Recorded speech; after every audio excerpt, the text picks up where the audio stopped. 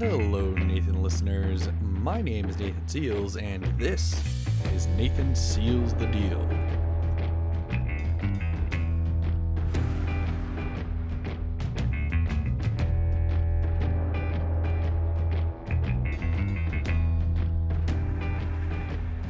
Hey everybody, this is my first official podcast, and I am going to be talking to you today about whatever I want to talk about because I don't really have a specific idea about what I want to do for this podcast. I know it sounds kind of weird, but honestly, I've put a lot of thought into it, and I haven't really come up with a specific topic that I wanted to cover. I was thinking like, let's talk about comics that I've liked, let's talk about movies, let's talk about projects that I'm working on, well, I asked you guys what you would like to listen to, and a lot of you said, why not all of it? So I decided, okay, why not just kind of talk about what is currently on my mind every week when I'm working on this podcast. I want to have guests on the show. I have to look around and see if I can find any, but if you guys want to be a part of the show or you know anybody who might want to be a part of the show, definitely hit me up because I will love to have them on there, whether it's conversation or an interview, preferably just a conversation about whatever it is that we want to talk about. Because that could make for a more interesting show, because I am solely not a very interesting person in and of myself. I would love to talk to other people because it's kind of lonely podcasting here in this room by myself. Please help me. So this is kind of what you guys asked for, and I hope to kind of evolve and develop into a more professional format in the future. But as it currently stands, it's probably best just to kind of work with what I'm doing right now, just kind of on the fly, just raw, unedited, just go for it. But so we'll see what happens.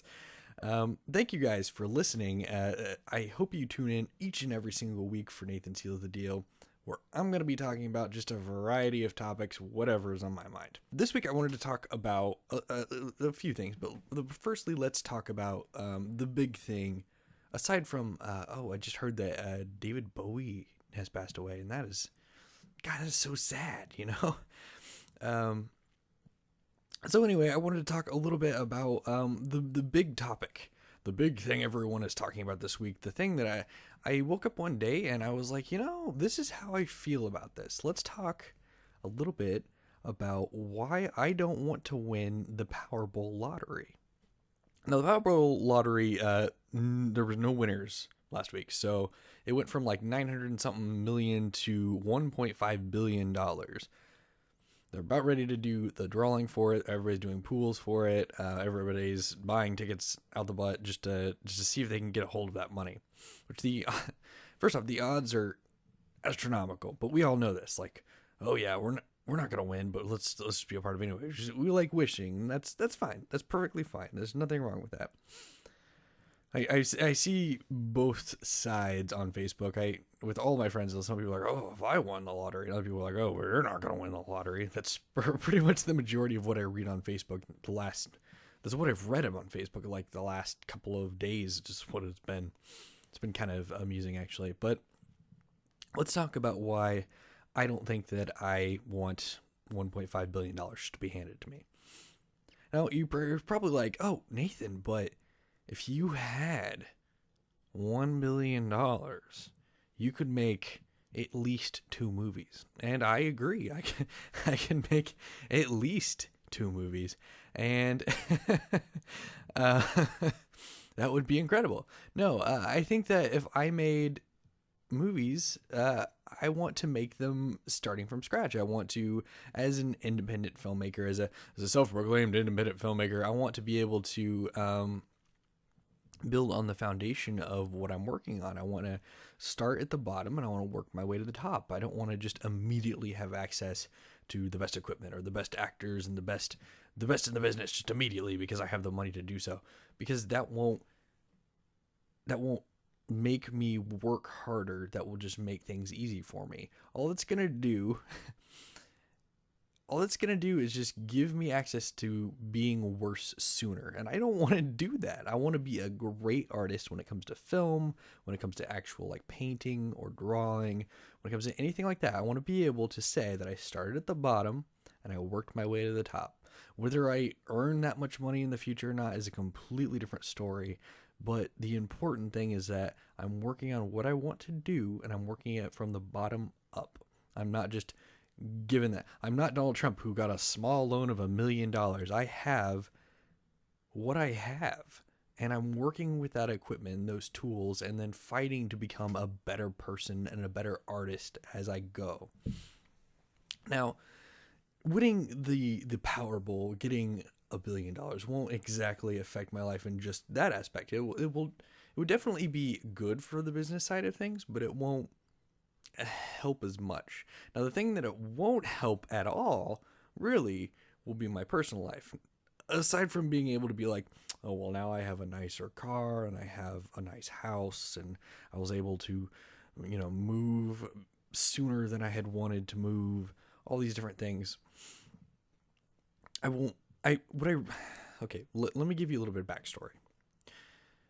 Last year, around this time, I had $0 in my bank account. Actually, I had like negative $2,000 in my bank account because I got horribly scammed. And I learned my lesson pretty hardcore last year. I had $0. I was completely broke. I had absolutely nothing. And what I found out, and being that person, being just completely just without anything, aside from the love of my beautiful fiancée, Candy, of course, but being a person who was going into 2015 being like, I'm going to make, 3 movies and I'm going to be very successful and I'm going to, make all this stuff and I'm going to be able to just do this.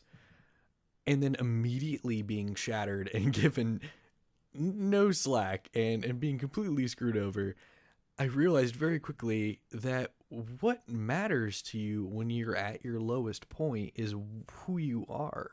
What you are when you have nothing is who you are as a person.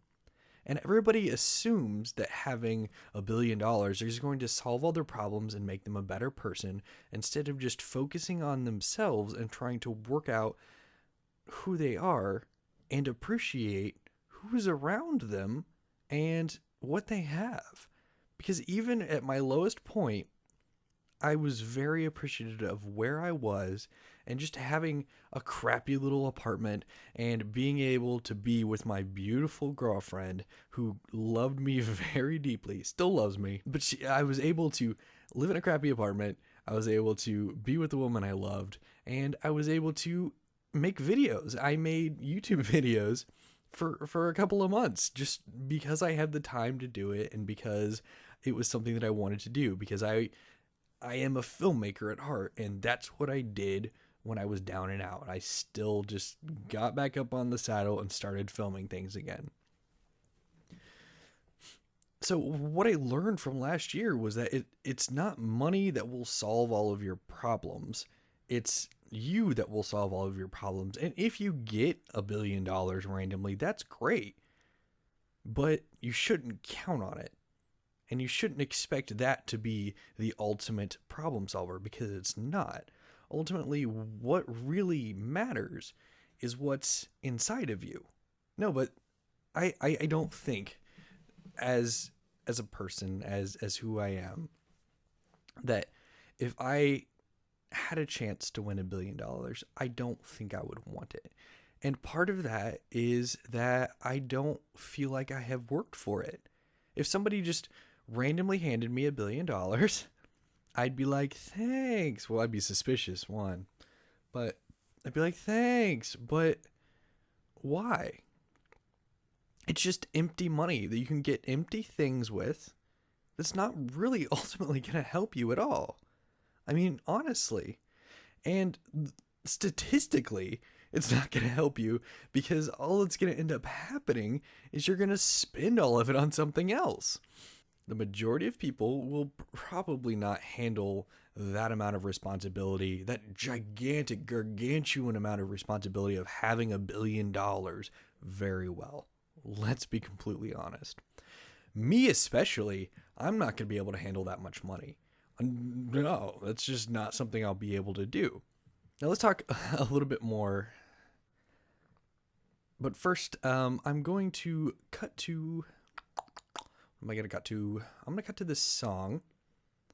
Because you know what? Why not? Let's cut to a song that I am currently listening to. Let's play that for a few minutes. It's about 11 minutes in. Let's cut to the song, and then let's continue on this discussion. Ground control to Major Tom. Ground control to Major Tom. Take your protein pills and put your helmet on. Ground control to Major Tom. 7, 6. Commencing countdown, engines on. 3, 2. Check ignition and may God's love be with you.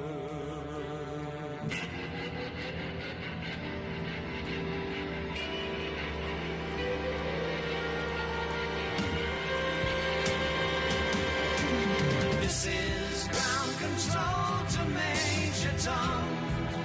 You've really made the grade, and the papers want to know whose shirt you wear. Now it's time to leave the capsule if you dare.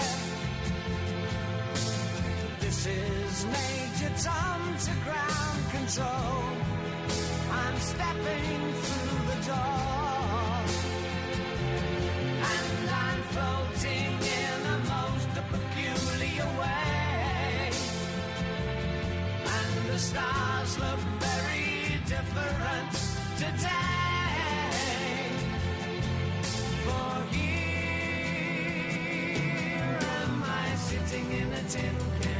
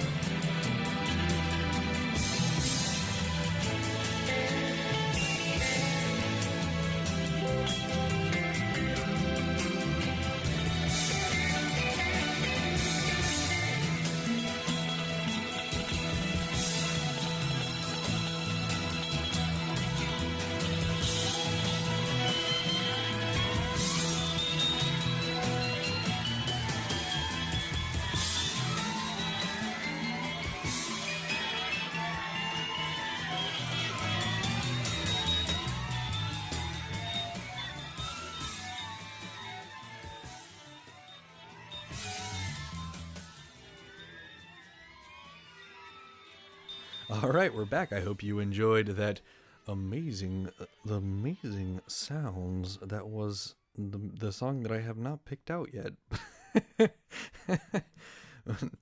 uh, Seriously though, let's talk a little bit more about winning the Powerball and why I don't think winning $1 billion is a good idea. So in the last segment, I talked a little bit about the amazing world of having a bunch of money and not being able to feel like you're accomplishing much, in the sense that you're not going to be fulfilled by a large amount of money. You're going to be fulfilled by who you are as a person and what you do with the things that you have when you're on your lowest point. What do you do when you have nothing? Now, in this version, this segment, I would like to talk a little bit about how that kind of money is going to affect your life, maybe positively, but mostly negatively, all right? If you think about it, as soon as you got $1 billion, about 80,000 people that have known you at some point in their life, they're going to ask you for money, all right? So all of those people are going to alienate themselves from you. So you're going to immediately become your own like solo person. If you're lucky, you have someone that loves you that will be hanging out with you and experiencing the same exact thing. But all of your friends are going to be treating you differently now because suddenly you're wealthy. The people that didn't want to hang out with you before will now want to hang out with you because they want your stuff. Okay? This includes people like your family and your friends and everyone else. Because once you reach that level of success, especially if it's immediate, everyone's going to want something from you. And can you handle that right away? Can you handle being like, nah, man, sorry? It's a really tough thing to talk about. It's something I actually really like to be discussing with someone else. However, since I am by myself, I'm just kind of rambling because this is really what's on my mind right now. When I woke up, I felt, I really don't think I would want that money. Now, normally, I kind of laugh off this sort of thing when people freak out about the Powerball because I know how astronomical the odds are for winning. But I know this time is a bigger deal because it's $1 billion. It's a lot of money. If you take an example, I want to examine for a moment Marcus Peterson, who I would love to sit down and pick his brain because he is a genius in his own right. And currently, I think he's worth $3.5 billion. I read that, I think, in his biography. I don't remember. Either way, the man created Minecraft. And I bring him up quite a bit because I think he's a great example of a success story that was someone who was immediately thrust into something bigger than I don't think he was ready to take or could handle. He was just a game developer, an indie game developer who created this little game called Minecraft. He tested it on audiences. He tested it with his friends. It became this huge thing, and then when he officially released it, it was this massive thing, and then it became bigger and bigger and bigger, and it was worth like I don't know, I think it was like $11 billion or something like that. He was worth a whole mess of money. And when you were reading his biography, when he was talking about, I think it was his biography. I read a bunch of things about him in different books and magazines, but I believe it was in his biography when he was talking about how he wanted to start his own company because he started out in his parents' basement, basically, programming games, and that's all he would do all the time. And he just did it because he loved it, and he just threw a bunch of things that he loved together into this one game. Go several years down the line after he's developed Minecraft, and then you got something that's gigantic, that is worth billions of dollars. Like, he was a huge hit, a massive hit, and he suddenly had so much money that he didn't even know what to do with it. Now that he has sold the company, he's worth like $3.5 billion or something like that because he sold it to, I believe, Microsoft. Ooh, that's really bad. I should have read up on this before I talked about it. But he sold it to, I believe, Microsoft for like $4 billion. And After that, he just started doing whatever he wanted to do, which is great. But suddenly, he was alone because he had everything that he ever wanted. He had all the time he could ever want, but he had no one to share it with. He had nothing to do. And I feel like, and I don't know, this is just me speculating. Okay, this is just me being like, oh, maybe this is a thing. But I feel like he created a project, didn't realize what he had, and then he doesn't really have anything else. He might want to make another game. He might be able to make other games, and he could probably make a lot of money just off of his name alone. But I don't see him putting out anything else. And I follow his Twitter, and I see occasionally that he feels depressed and he feels alone all the time. And it's because the massive amount of wealth that he got has really alienated him. And I see all the time people responding on his Twitter being like, oh, you need to give me money because you know, blah, blah, blah. I deserve this because I'm an indie developer and you have so much money. What? Where in your mind do you look at someone who is successful and not just be like, good job. You did a great job. You have so much success. Instead, you're like, I deserve some of that success. Why? What did you do? You did nothing. So why do you get that? Why do you feel like that you deserve some of the money that they have earned in their own right, putting their own blood, sweat, tears, time, everything they are into this one project, and you think you deserve a piece of the pie just because? I don't understand. And it's the same mentality with the lottery, is that people think that they deserve to be, rescued or whisked out or become a millionaire overnight because that's what they deserve. But being entitled to something like that doesn't get you success in life. What gets you success is the passion to actually accomplish things that you're trying to do in your life, not just being given the successful results. That's what I don't understand. People that are like, I want to be an actor, but then they quit because they're not famous overnight. Overnight successes are rarely successful overnight. Rarely. And if you sit there and you study any person that was an overnight success or just a success in general, they've worked their asses off for years before they were successful.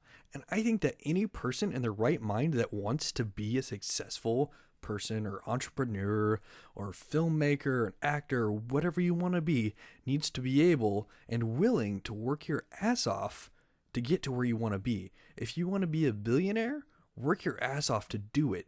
Don't expect the billionaire fairy to come and wave their magic wand and make you a billionaire overnight because it's what you deserve, because it's not. Okay, so that was really ranty. That was really intense. I actually kind of enjoyed it a little bit. It was kind of therapeutic, as it were. Well, let me know what you thought of this episode. I know it was not very long, but you know what? It was fun, and I would like to get into discussions and things like this with people who want to talk about the deeper things, maybe like the things about money or personal finances or, I don't know, being better as people, or just want to talk about comics for a while, because I will always talk about comics with you.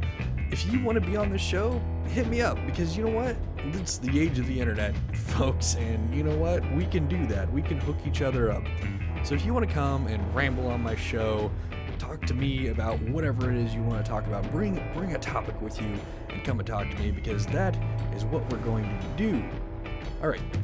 So this has been Nathan Seals the Deal. Thank you again for listening. Please tune in next week, the same time, the same channel. Live long and prosper, suckers. I'll see you guys next time.